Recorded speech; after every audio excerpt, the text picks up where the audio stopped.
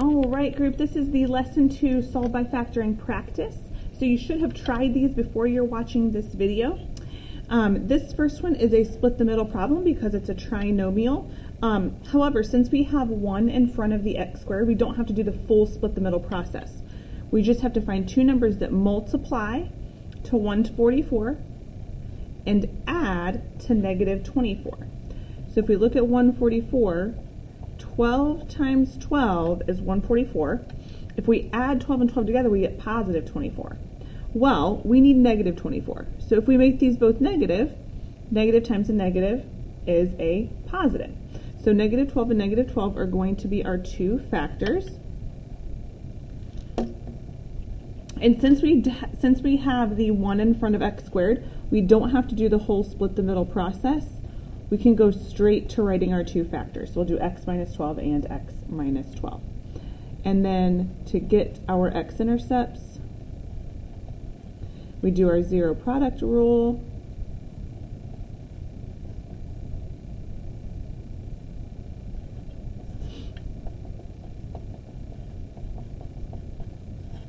And so our two x-intercepts are 12.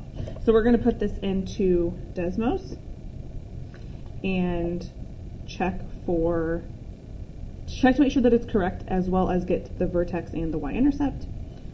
So I'm typing that in right now. Give me just a minute.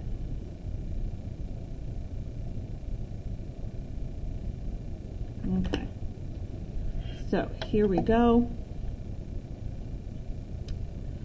You can see here x-intercept of 12. Obviously, it shows up twice because it hits and goes back up.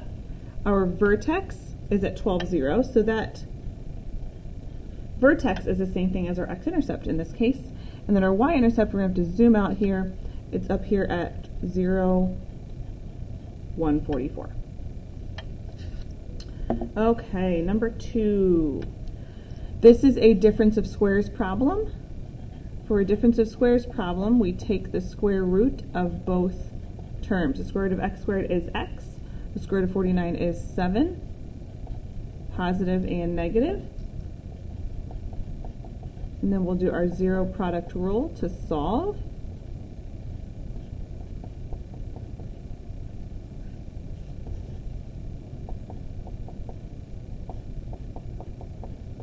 Okay, so we get negative 7 and positive 7.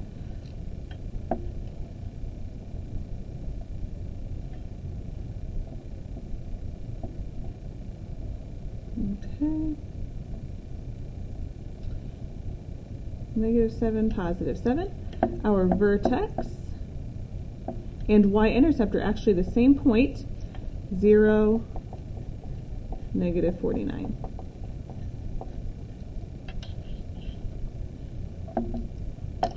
All right, number 3.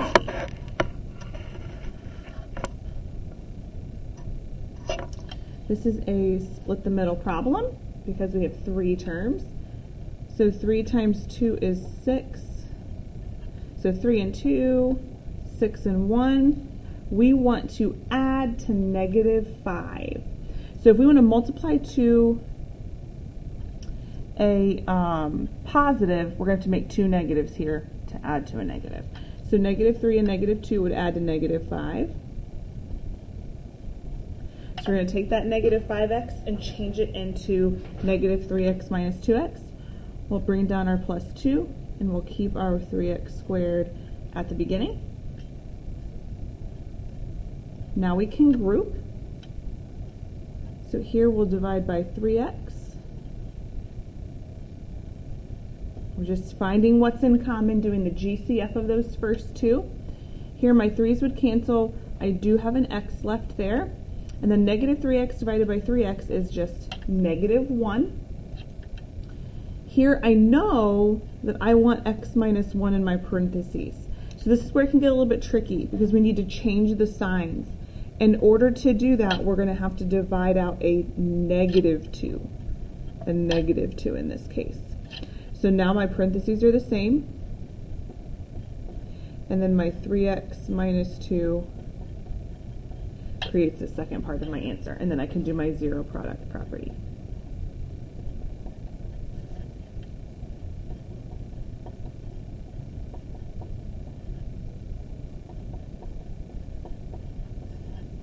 So I get 1 2/3 from my x-intercepts, and we will put these into Desmos.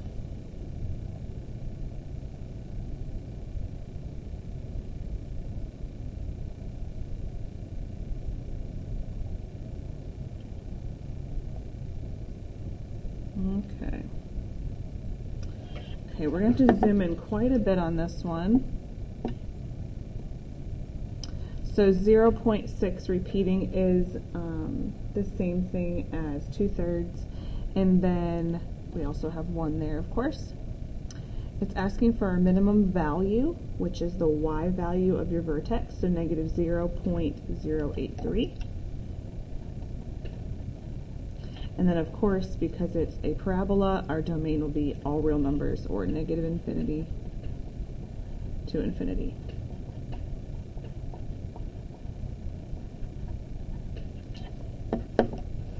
All right, number 4 is the last one for this video. This is a GCF problem. So I know that because 15 and 15 are not perfect squares, so we can't take a square root of those.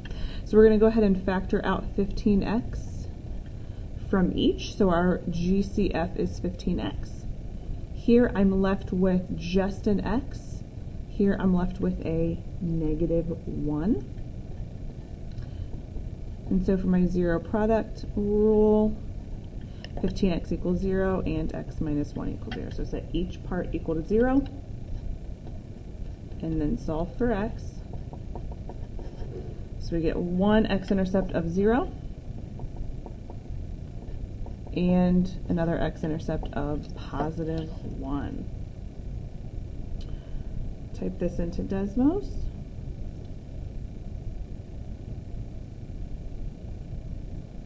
Oops.